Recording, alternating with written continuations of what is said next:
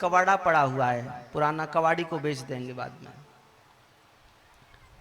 महाराज जी की दृष्टि एक कुर्सी पर पड़ गई।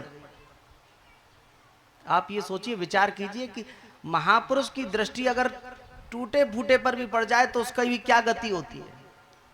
महाराज जी की दृष्टि एक कुर्सी पर पड़ गई, जो घूमने वाली कुर्सी होती है ना, पहिए लगे रहते हैं जिसमें, क्या बोलते हैं उसे?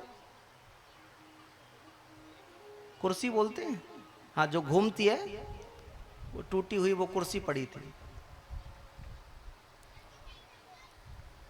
महाराज जी ने कहा ये कैसे पड़ी है? महाराज जी ऑफिस की थी, टूट गई है, अब कबाड़ी को बेच देंगे। महाराज जी ने कहा भाई इसे बेचो मत, इसे बक्सर भेज दो, ये राम जी के विवाह में काम में आ जाएगी।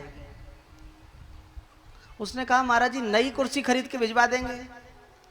महाराज जी ने कहा नई नहीं, आप इसी को भिजवाना।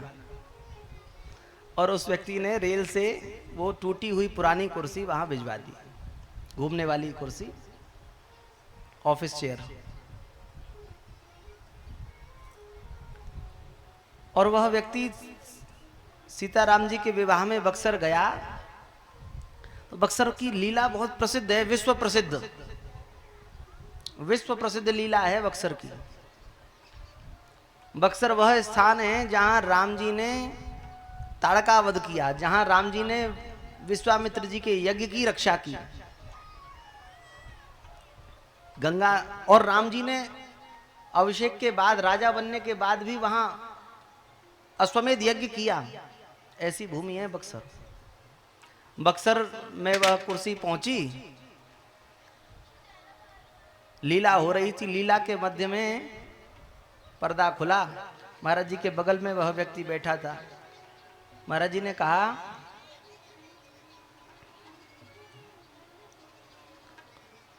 ये सामने क्या दिखाई दे रहा है?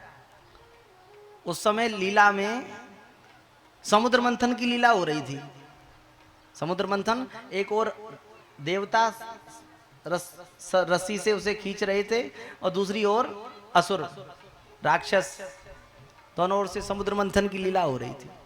और वो समुद्र मंथन की लीला जिस मंदराचल के ऊपर हो रही थी, वो मंदराचल उस कुर्सी के ऊपर बना हुआ था। कुर्सी गोल घूमने वाली थी, इधर खींचते तो इधर घूमती, इधर खींचते तो इधर घूमती।